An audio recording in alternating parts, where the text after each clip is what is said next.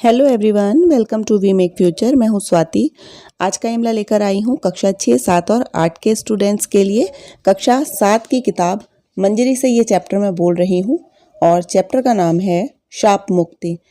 ये पार्ट 6 है जिससे मैं ये आपको इमला आज बोलने वाली हूं। आपको ध्यान से सुनकर लिखना है और जितनी भी आपकी गलतियाँ निकलेंगी चेक करने के बाद में उन गलतियों को आपको शुद्ध रूप में लिखने की 8 से 10 बार प्रैक्टिस करनी है ताकि आप भविष्य में उन शब्दों को गलत ना लिखें। और वीडियो को लाइक और शेयर करना बिल्कुल मत भूलिएगा। और चैनल पर नए हैं या अभी तक सब्सक्राइब नहीं किया तो नीचे बने हुए रेड कलर के सब्सक्राइब बटन पे अभी क्लिक करिए, चैनल को सब्सक्राइब करिए और नोटिफिकेशन बेल को भी दबा के ऑन करिए ताकि जो भी वीडियो मैं पोस्ट करूँ वो आपके पास तक टाइम से पहुँच जाया करें उनके नोटिफिकेशन। और क्लास की बात यह है कि क्लास 6, 7, 8, 9, 10 आप लोग सारे ही इमला को कर सकते हैं। प्लेलिस्ट पे जाकर के चेक करिए तो आपको पूरी सीरीज़ मिल जाएगी हिंदी श्रुतिलेख की या इमला के वीडियोस की, और इंग्लिश डिक्टेशन के वीडियोस भी इसी चैनल पर आपको मिल जाएंगे। क्लास की वजह से बिल्कुल परेशान ना हो कि कौन सी क्लास के वीडियोज़ हैं। देखिए 6, 7, 8 वाले बच्चे 9, 10 के वीडियोज़ को भी अटैम्प्ट कर सकते हैं, उनके इमला को भी वो लोग कर सकते हैं। डिपेंड करता है कि आपकी हिंदी किस तरीके की है। चलिए ध्यान से सुनिए और लिखना शुरू करिए। उस घटना को याद कर मैं हैरान रह गया। बचपन में तीन पिल्लों की आंखें फोड़ देने वाला मंटू आज इतना बड़ा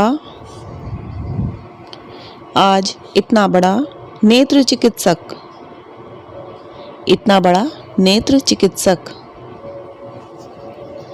इससे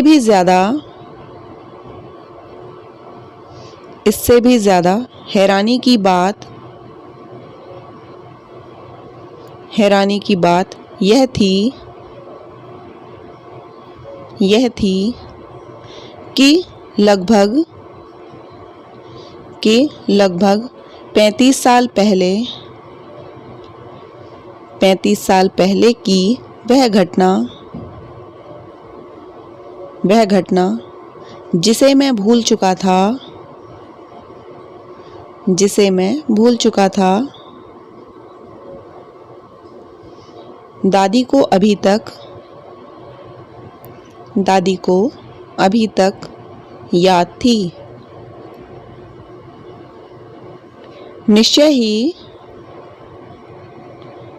ही वह घटना प्रभात को भी याद होगी। तभी तो वह हम लोगों का परिचय पाते ही अचानक चुप, गंभीर और उदास हो गए थे।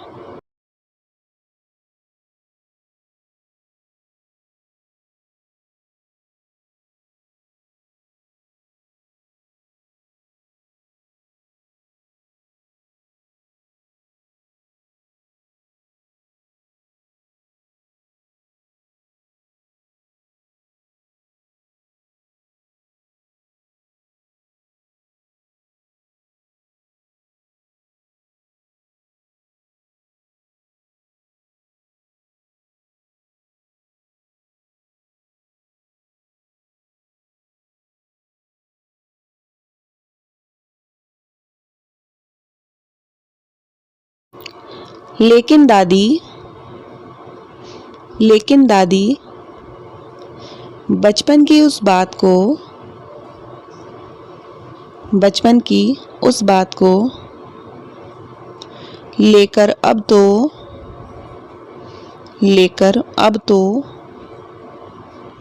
डॉक्टर प्रभात को बुरा भला कहना ठीक नहीं।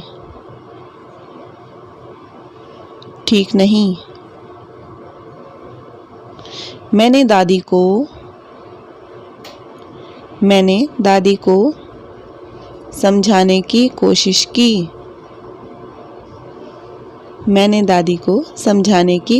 की। अब वे मंटू नहीं देश के माने हुए नेत्र चिकित्सक हैं।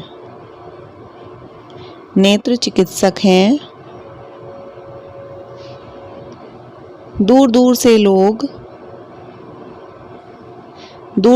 लोग उनके पास अपनी आँखों का इलाज कराने आते हैं।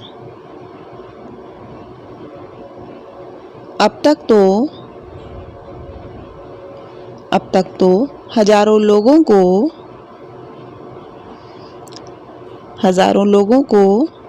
उनकी खोई हुई नेत्र ज्योति लौटा चुके होंगे। क्या इतनी बड़ी सेवा से उनका बचपन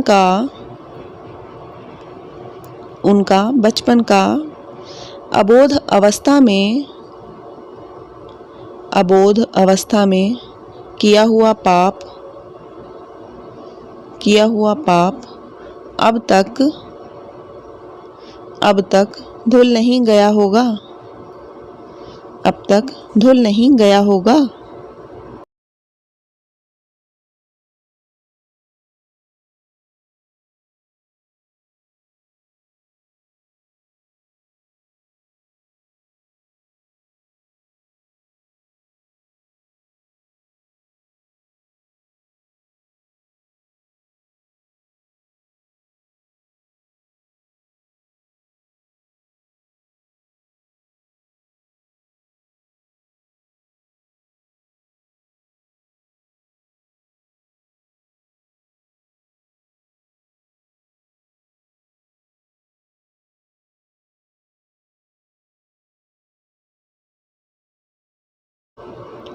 कुछ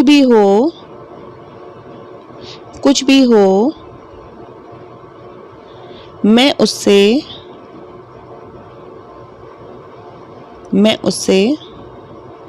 अपनी आँखों का इलाज नहीं कराऊंगी।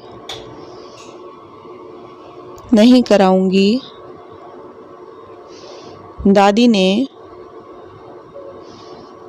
ने निश्चय के स्वर में कहा। मैंने उन्हें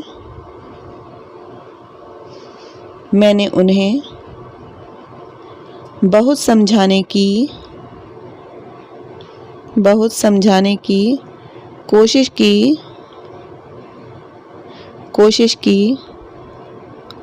लेकिन वे डॉक्टर प्रभात से इलाज कराने को तैयार न हुई।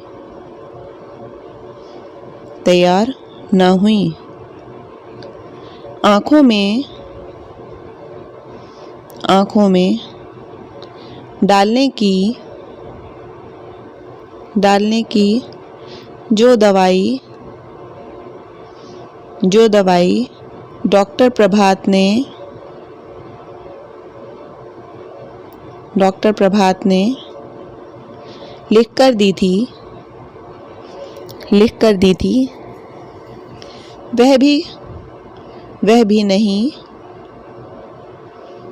वह भी नहीं खरीदने दी। परिवार के सब लोगों ने उन्हें समझाया, लेकिन वे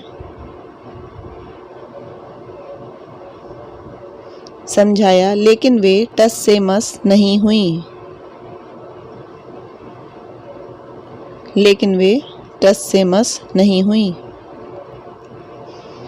आखिर शाम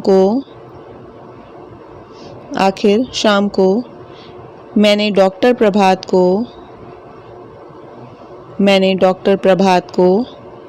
टेलीफोन किया और दादी की जिद के बारे में बताया। डॉक्टर प्रभात ने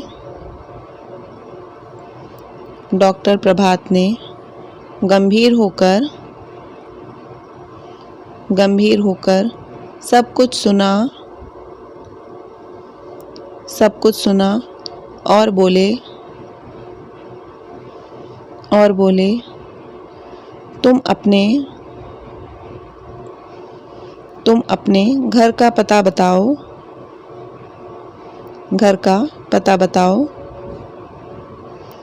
मैं स्वयं आकर दादी अम्मा को समझाऊंगा।